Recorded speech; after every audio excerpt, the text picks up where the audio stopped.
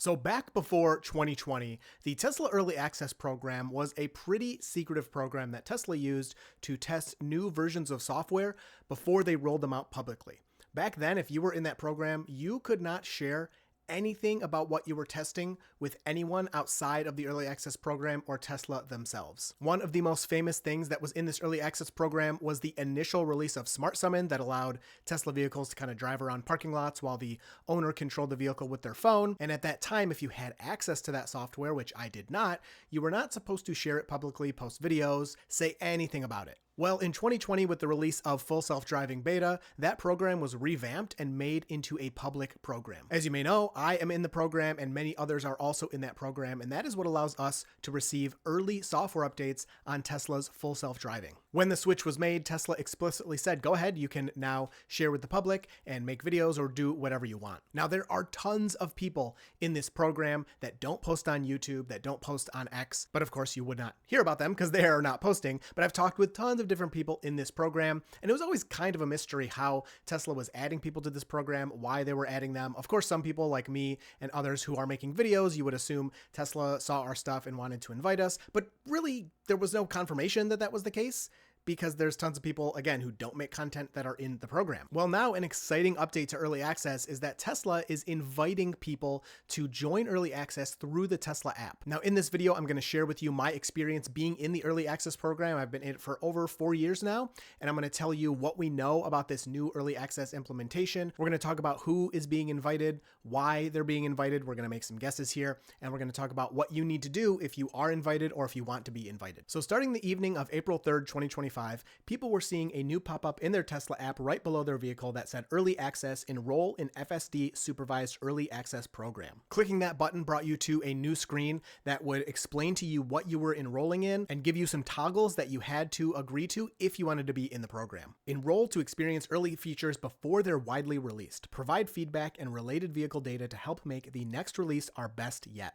Note, every driver is responsible for remaining alert and must be prepared to take action at any time. Under that, you had to check some boxes to determine eligibility. I allow Tesla to review my historical vehicle data.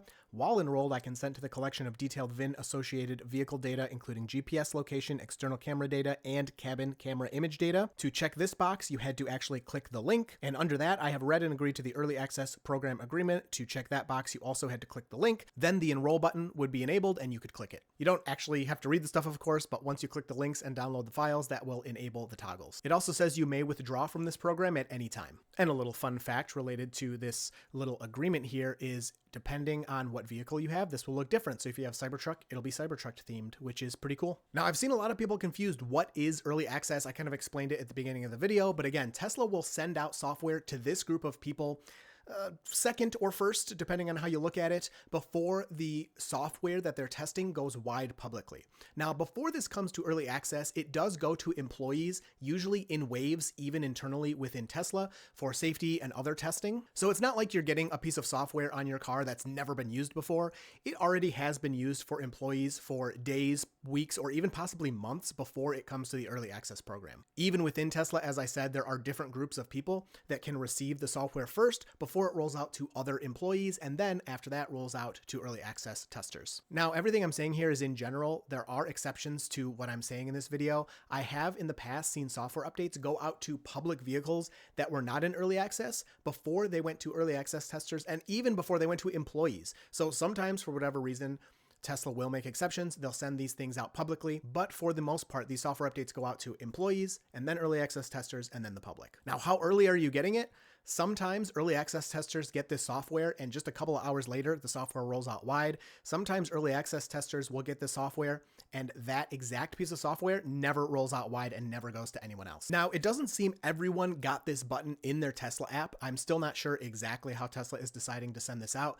There are some patterns. You definitely have to have a hardware 4 vehicle and you definitely have to be in the United States, at least as of the making of this video. What vehicles were included? I've seen Model X, which then I would assume Model S is the same thing. thing. I've seen new Model 3, I've seen legacy Model Y on hardware 4, and of course I've seen Cybertruck as well. On top of that, the only other pattern that I've seen and other people have mentioned is it does seem a lot more people in Texas have received this invitation, but there are people all over the country receiving the invitation to this program. Now, after clicking the button, for me personally, it said you're in early access. I'm guessing this is because I was already in early access, so nothing actually changed on my end.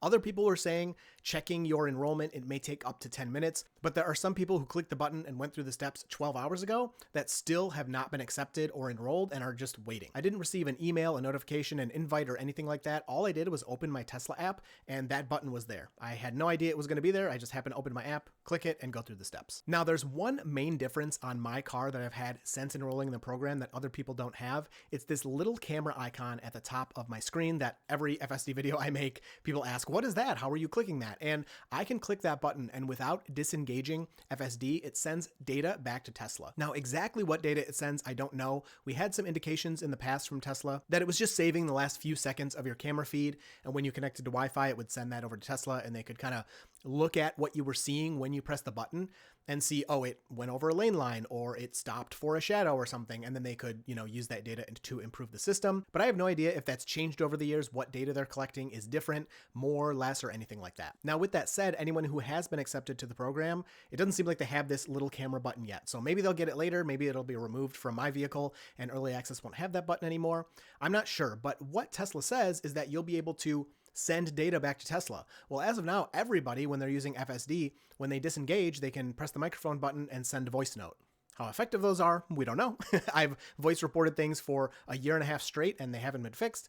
Other things get fixed without voice reporting. So it's hard to know exactly how much that data is helping or if being in the early access program will allow us to send more and additional data. Tesla may send some surveys, may ask questions, some emails, anything like that. And then hopefully we could respond in that way. A couple of other changes that I've seen is number one, at the bottom of the Tesla app now, if you're in the early access program, you get a little early access badge down there and you can click that and see that you're in early access, which is very cool. On top of that, the release notes now show your VIN all over the release notes. This is an anti-leaking measure that Tesla had for employee apps. I actually know one employee, shout out, that has not worked at Tesla for years and their app still looks like this with their VIN all over their release notes, which is pretty funny. I don't know, Tesla may remove this because at this point I don't think they're going to worry about us leaking stuff if this is basically a public program that anyone can jump into if they want, but you never know. So if you want to be careful, you can avoid sharing screenshots of this screen for now. Also, it doesn't seem to matter if you are subscribed to Full Self-Driving or if you outright own it. I actually saw one person on X that said they don't even have FSD. They're just using the free version right now that Tesla gave them,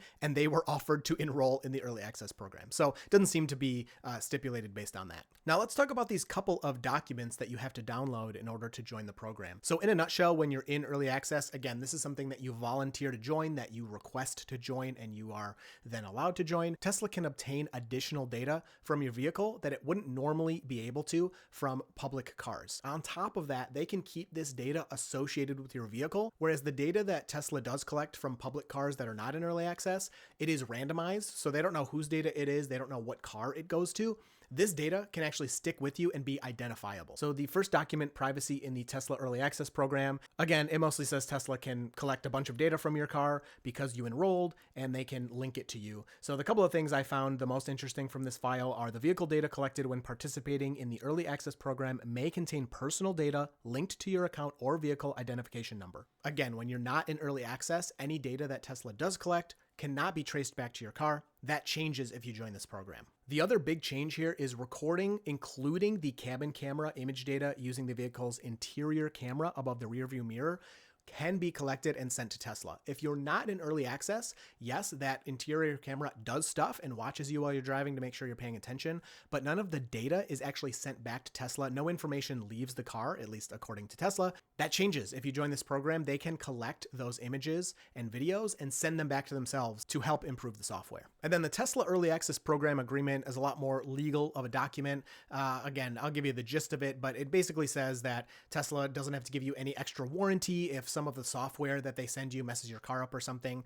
I'm sure they'll fix it, but they're kind of like, it's a CYA document. They don't have to do anything additional outside of the warranty you already have on your vehicle. So some of the highlights are, what is the Early Access Program? It's a way for owners to test alpha, beta, and pre-release software before public release.